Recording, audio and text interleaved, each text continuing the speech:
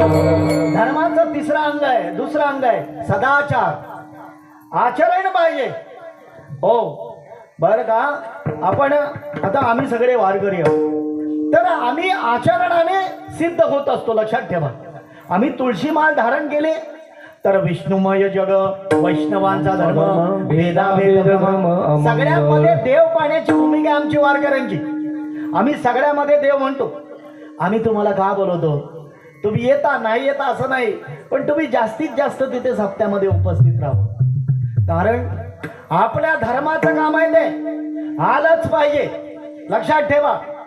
हो, जेव्हा आपली जत्रा आहे तेव्हा पण आपण सगळे हजर राहिलंच पाहिजे. जेव्हा आपली हनुमंत जयंती आहे तेव्हा पण आपण हजर. कारण ते कोणाचं काम आहे, आर्यन ग्रुपचं आहे.